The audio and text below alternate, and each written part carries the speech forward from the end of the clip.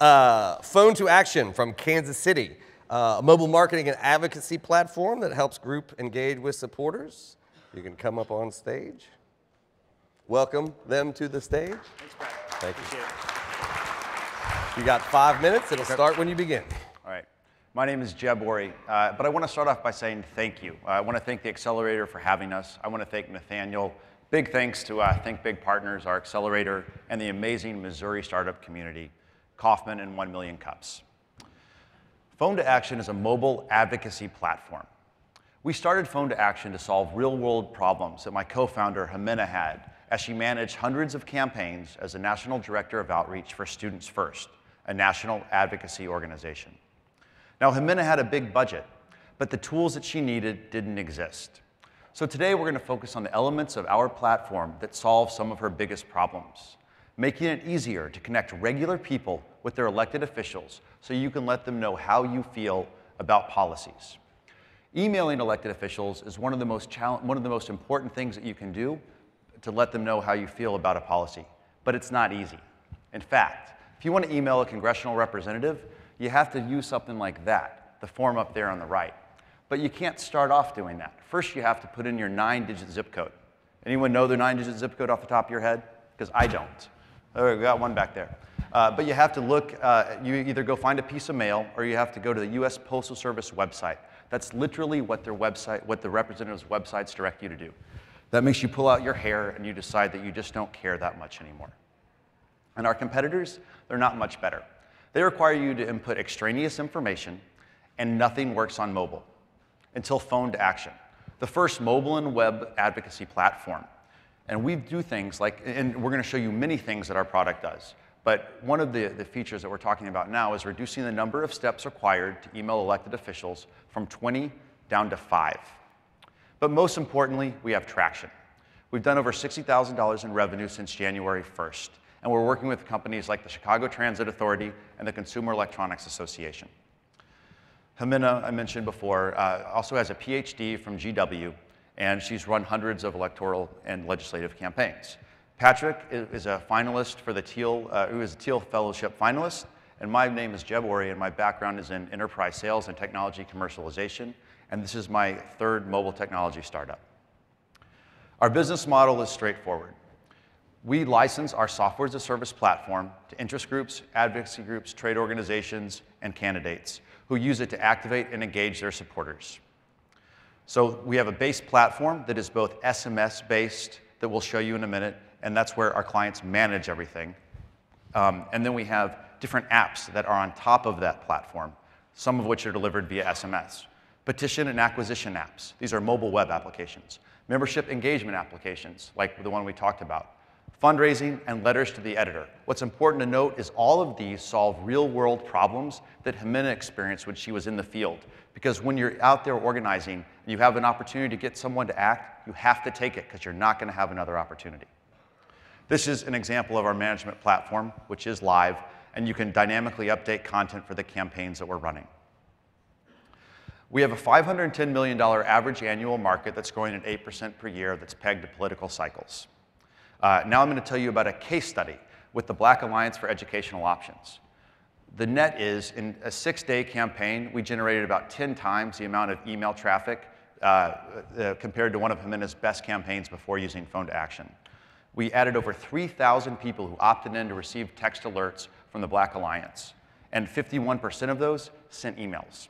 This is an example of a real-time visualization tool that we have that our clients use to see where support is coming from. And then you can overlay it with other types of data to make smart electoral and legislative decisions. Our pricing ranges from $7,500 up to $100,000. We're still waiting for some $100,000 clients. And we're projecting $350,000 in revenue in year 1, which we anticipate being break even. In terms of competition, there is competition, but we are differentiated in that we're the only mobile-focused SMS and web platform that allows for in-the-moment activities to happen. But now I'd like to invite you to experience Phone2Action firsthand. So if you want to pull out your phones right now, it's a live demo, you can participate in one of our current campaigns. Text the word jobs to the number 52886, and you can take action to support the Startup Act. This is bipartisan legislation sponsored by Senator Moran and Senator Warner. And it helps make the climate better for startups in America. You'll get a link back that looks something like this, or a message back that looks something like this. Tap the link.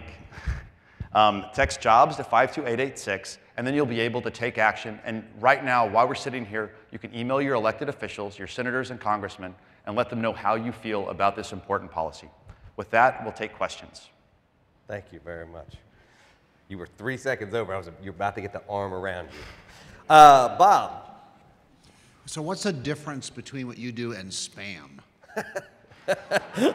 So what we have done is we have taken a process that's very challenging and we've put a better user interface layer on top of it. So if you think about some of the most successful political businesses like direct mail, what they're doing is looking at micro-targeting around people and coming up with a better mechanism of ways to deliver things. So this is not spam because we are focused on delivering messages from if you're a congressperson, you care about what your constituents have to say. So our technology ensures, with a very minimal number of steps, that you hear directly from your congresspeople. So we actually we're releasing a press release with a quote from Senator Moran endorsing this type of technology that I'd be happy to show you afterwards. But the best answer you gave is targeting. That is, that's the best way to distinguish what you do from spam. You're targeting to people who want to hear from their congressman, say. Exactly. So the people that put in, who was able to finish the demo? Any hands? Okay, that's great. Thank you. So when you put in your street address and your zip code, we geocode that, and then that pulls up your elected officials. So if you're allowed to tell your elected officials whatever you want, and we would not consider that spam. We consider that being a good steward.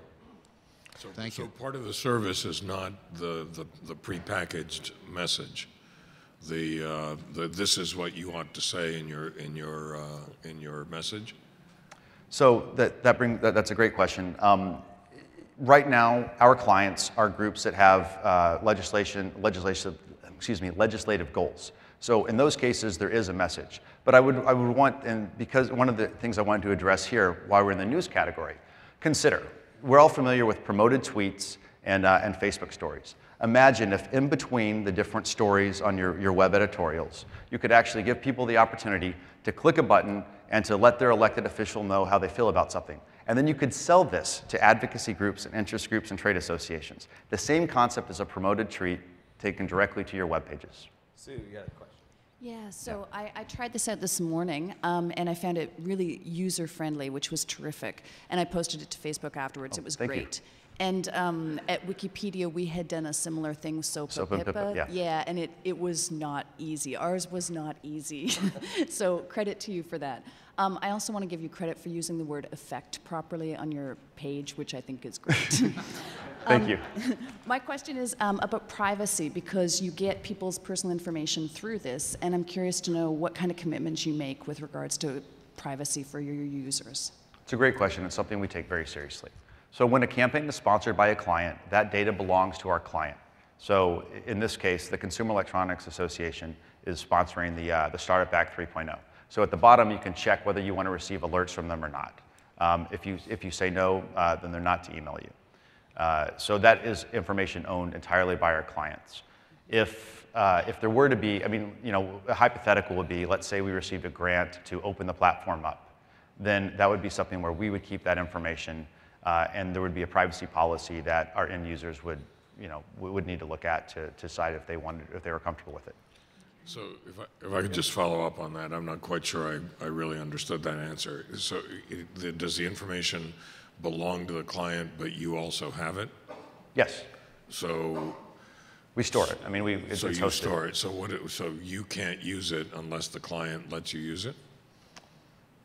Well, it's the same as if you're using Salesforce or any kind of cloud service. So the company you're interfacing with, I protect the information, but it's my client's information. They can use it however they want. So, I had the same. I can't use it. You no, can't use it. That would be a bad business decision on my part. Mm-hmm. All right. Did that address your question? I still have the concern. There's an awful lot of information that you're going to gather, assuming this is as successful as you hope it will be, and I hope for you. There's an awful lot of information that you're going to acquire about me. I'm not sure, from what I saw when I tried it out, I'm not sure that I really understood that as a user. As an organization trying to mobilize, how do I get the information if it all goes through you? Do you share everything that I do? There's a management portal that you, my client, are using. You're creating the campaigns. You're managing the text messages. So this is a self-service platform. It's a software as a service. So what we played with today was one of the apps that the end users would use. But we can show you the management portal. If you pull up the management portal slide, that's the interface that you, the client, would use. And you can do a number of different things. You can see who's come in. You can text message out people. So you can say thank you or whatever, or take action, or call Senator Smith. You can update the text response for the keyword. So everyone that texted in received a keyword back. You can manage all of that from the portal. So think of this just as like a MailChimp for legislative advocacy. So I'm sorry, just fast. Yeah. I opted out of that. So does that mean that there's a commitment on the part of the folks running the campaign that they're not going to then ask me for a donation? I mean, you can't control that, but the assumption is that they then will not email me. So there are two layers here, and that's a great question. So if you text stop, you cannot be texted anymore. Okay. So that's the industry requirement. I don't want to receive email alerts, or I don't want to join such and such organization. That is for them to take your information and then market to you. So they still own the information, but they can't do anything to you. And they cannot text you if you text stop. Okay, thanks. Rob.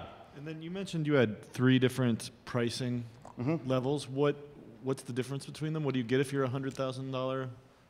So there's a distinction in the amount of technology that goes into allowing people to do a single state level campaign, which is relatively less, to multi-state campaign, to 50 states plus federal.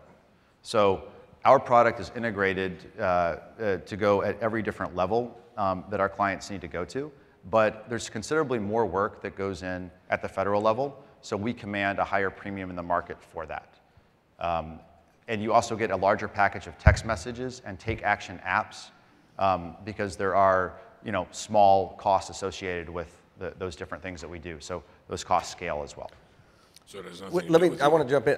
Because the thing that I'm trying to get my head around is if you have all of those bits of information coming in, right? We just saw InfoActive, which turns everything into a graphic that we can see. What are the ways I can parse through all of that information coming in to make sense of it? Because it doesn't, along with that spam question, if I get 10,000 messages, I'm not going to be able to read all 10,000. You, the senator, or you, the congressperson, or you, the if I'm using it, it doesn't make a difference. If I'm using the system and I want to see, here's the messages that have gone out. So let's just pull up the map. The computer's gone off a minute, so just pull up the. Yeah, just pull up the screenshot. So we have visualization tools that our clients can use to overlay data to be able to make actionable decisions. And what are those tools? What kind of? So there's a map that we'll show you. And the map is what our clients use both in real time, but also to overlay legislative district data, so they can decide, okay, so right now this shows where all the people that took action lived. This is where their home addresses are. If you're a legislative business, you want to overlay what senators and state Congress people live in those districts. So then if you need to mobilize for something, if you need to get someone to go do a visit or generate a letter to the editor, you know who to target. And then you can use our filter system to pull up just people in Jackson, Mississippi, who participated in XYZ campaign. So we allow you to micro-target through our platform. Does that address the question? Yeah, I just wanted to know what kinds of tools. So this is a one-to-many. These people can't then respond back. They can only. They can't. So you're developing. Mobile marketing is the underlying industry that we're in, and that is all about developing one-to-one relationships with people via SMS. So you can text message everybody back, or you can just text message one person. They can text message back to you. So we've, in the campaigns we've done, we've sent out follow-up alerts. Our clients sent out follow-up alerts saying, hey, there's a school expo in Louisiana this weekend. We want people to come. And people will text back, and some of them will text back things like, oh, I can't make it, but let me know about the next one. That's the data that I wanted to know if you could visualize it. Can you do anything with that kind of say, oh, 40% of these people said no or didn't do anything or didn't take action? Do we know that? We record that. We're not yet visualizing that, but what we do give our clients are after action reports that show where the spikes in activity were. So what this graph shows is where the density of activity was across the different events that we had. We got 30 seconds left. Just one quick question on the size of the market. How did you determine that? Because I would think it would be almost infinite. Well, we've tried to be conservative. We've both done ground up and bottom down, but from the top down, we looked at the amount of money spent on legislative and electoral campaigns, both in election years and non-election years, and we averaged those together. So typically between 5 and 8% is spent in on-the-ground organizing activities and software that supports it. So that was the number driving our top-down number. And with that, we are out of time. Okay. Sorry. Thank you. So thank you very much. Very good Thanks a job. lot, Brad. Very good Appreciate it. job.